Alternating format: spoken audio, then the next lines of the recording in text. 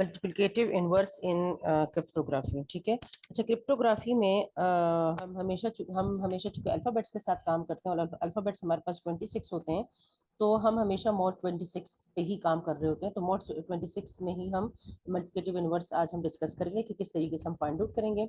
अच्छा, मोड 26 के लिए मैं आप लोग को रिमाइंड करवा दूं कि जब हम मोड 26 पे काम करते हैं तो जो सेट ऑफ रेजिड्यूज बनता है, जेड सेट जो बनता है 26 का, उसमें कौन से डिजिट्स आते हैं, कौन से नंबर्स आते हैं, उसमें 0 से लेकर 25 तक के नंबर्स आते हैं इस सेट के अंदर। ठीक है, बेसिकली ये सेट ऑफ रेजिड्यूज जो है, आप इसे सेट ऑफ रिमाइंडर्स भी कह सकते हैं, क्योंकि वो नंबर्स हैं जो कि ऑल पॉसिबल रिमाइंडर्स हो सकते हैं when a number is divided by 26। ठीक है, जब आप किसी भी नंबर को 26 में डिवाइड करेंगे तो 25 से बड़ा रिमाइंडर नहीं आएगा, क्योंकि 25 से बड़ा 26 अगर आ गया तो 26 पे डिवाइड हो सकता है।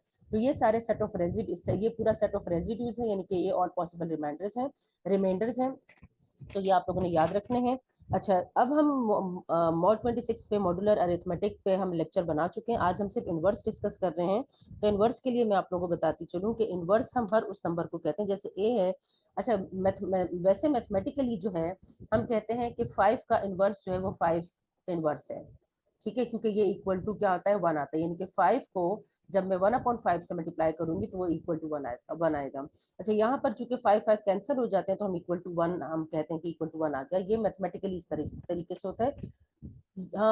मॉड्यूलर अरिथमेटिक के अंदर इनवर्स का कॉन्सेप्ट थोड़ा सा डिफरेंट है। इनवर्स का कॉन्सेप्ट ये है कि जब ए को मैं ए इनवर्स से मल्टीप्लाई करूंगी तो इसका जो ये कॉन्ग्रुएंट टू 1 होना चाहिए, यानी कि जब मैं इन दोनों को मल्टीप्लाई करूं और उस नंबर को डिवाइड करूं 26 पे, तो मेरे पास जो रिमाइंडर है वो 1 आना चाहिए।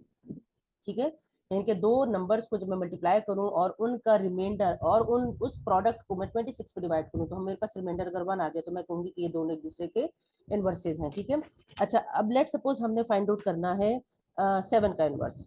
ठीक है, 7 का इनवर्स मुझे फाइंड आउट करना है। अब 7 का इनवर्स मुझे फाइंड आउट करना है, यानी कि 7 के साथ मुझे एक्स, यानी कि इनवर्स, ये एक्स लेट सपोज इनवर्स है। तो इसका मतलब ये है कि 7 का इनवर्स मैं जब फाइंड आउट करूंगी तो मेरे पास ये कंडीशन फुलफिल होनी चाहिए, यानी कि जब मैं 7 के साथ किसी नंबर को मल्टीप्लाई करूं और वो मुझे रिमाइंडर 1 दे, तो इसका मतलब ये हुआ कि ये नंबर जो है, ये एक्स जो है, ये मेरे पास क्या होगा, इसका इनवर्स होगा। ठीक है, अब इनवर्स के लिए हम वैल्यू फाइंड आउट करते हैं कि किस तरीके से फाइंड आउट करेंगे। अच्छा, यहाँ पर मैं आपको पूरा डिटेल मेथड नहीं बता रही, यहाँ पर मैं एक शॉर्टकट बता रही हूँ कि मोड 26 में आप एक शॉर्टकट के जरिए जो है वो किस तरीके से आसानी से इनवर्स, क्योंकि हमें इनवर्स की सिर्फ रिक्वायरमेंट होती है, इसमें प्रॉपर आप इनवर्स किस तरीके से फाइंड आउट कर रहे हैं इसका कोई रोल नहीं होता, तो आपको इनवर्स पता होना चाहिए।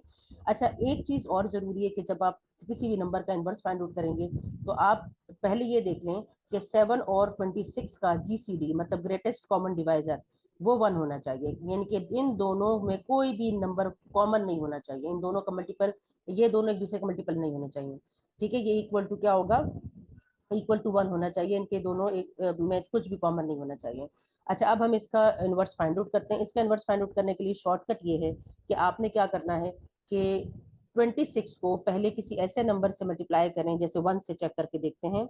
आप 26 को 1 से मल्टीप्लाई करेंगे तो हमारे पास क्या आएगा, 26। ठीक है, और 26 जो है वो क्या है, डिविजिबल बाय दिस है, जो नंबर है हमारे पास 26, मतलब 26 पे जब डिवाइड होता है तो हमारे पास मॉड क्या आता है, 0 आता है।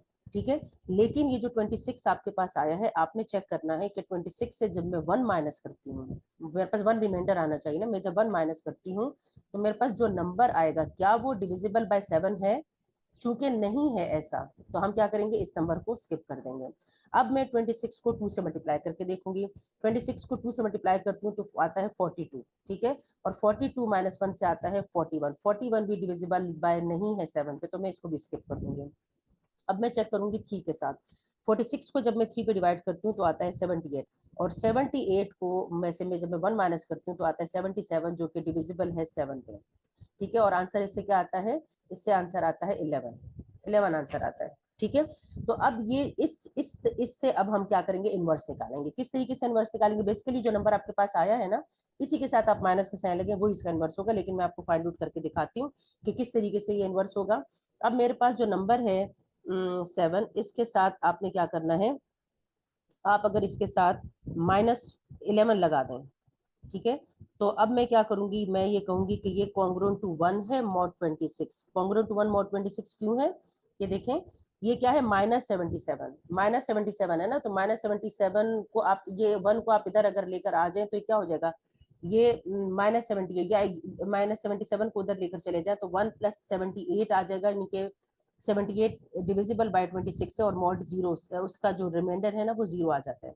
तो हम कहते हैं कि -11 जो है वो इसका क्या है, इनवर्स हो गया है। ठीक है, किस तरीके से, अब नेगेटिव नंबर आप ये देखें, नेगेटिव नंबर, चूंकि जो रेजिड्यूज का मैंने सेट बनाया था इसमें कोई भी नेगेटिव नंबर नहीं, सारे पॉजिटिव नंबर है। तो जब आपने नेगेटिव नंबर को पॉजिटिव नंबर में कन्वर्ट करना होगा तो आपने क्या करना है, -11 में 26 को ऐड कर लेना है, तो आपके पास आ जाएगा 15। यानी कि इसका मतलब ये हुआ, दिस इम्प्लाइज कि 7 × 15 इज कॉन्ग्रुएंट टू 1 mod 26, यानी कि आप 7 और 15 को मल्टीप्लाई करेंगे तो इससे जो नंबर आएगा, उस नंबर को जब आप 26 को डिवाइड करेंगे तो आपके पास रिमाइंडर आएगा 1। तो हम कहते हैं कि 15 इज द इनवर्स ऑफ 7। सही है। इसी तरह से एक और एग्जांपल देखते हैं। लेट सपोज आपने फाइंड आउट करना है 5 का इनवर्स फाइंड आउट करना है, 5 का इनवर्स आपने फाइंड आउट करना है mod 26 में। ठीक है, अब 5 का इनवर्स फाइंड आउट करने के लिए मैं फिर से यही तरीका देखूंगी। मैं 26 को जब मैं 1 से मल्टीप्लाई करती हूँ तो मेरे पास आता है 26, और 26 में से 1 माइनस करती हूँ तो आता है 25, और 25 डिविजिबल बाय 5 है, इससे मेरे पास आता है 5। ठीक है, तो यहीं से मुझे पता चल गया कि -5 इसका जो है वो -5 इसका जो है वो क्या होगा, इनवर्स होगा। किस तरीके से, यानी कि हम ऐसे लिख सकते हैं कि 1, हम ऐसे लिख सकते हैं कि 1 is equal to 5 into -5 mod 26। तो अब ये देखें, ये -25 हो जाएगा, इसको इधर लेकर आ जाए तो ये +25 हो जाएगा, तो ये 1 + 25 26 इज इक्वल टू 0 आ जाएगा mod 26, जो कि ट्रू है। सही है, तो हम कहेंगे कि -5 इज द इनवर्स ऑफ 5, लेकिन -5 चूंकि हमारे पास रेजिड्यू वाले सेट में नेगेटिव नंबर कोई भी नहीं है, तो हम -5 में 26 ऐड करेंगे तो हमारे पास आ जाएगा 21। तो इसका मतलब ये हुआ कि दिस इम्प्लाइज कि 5 × 21 will be congruent to 1 mod 26, यानी कि 21 को जब मैं 5 से मल्टीप्लाई करूंगी और डिवाइड करूंगी उस नंबर को 26 पे, तो मेरे पास रिमाइंडर 1 आएगा। This implies that the 21 is the inverse of 5 and 5 is the inverse of 21, इस तरीके से। ठीक है, तो यहाँ पर हमारे पास इस तरीके से इनवर्स फाइंड आउट करने का ये एक शॉर्टकट मेथड है। वैसे इसका एक मेथड जो है वो यूक्लिडियन एल्गोरिथम से हम फाइंड आउट कर सकते हैं। मैं उस मेथड से भी आपको इसका इनवर्स फाइंड आउट करना सिखाऊंगी।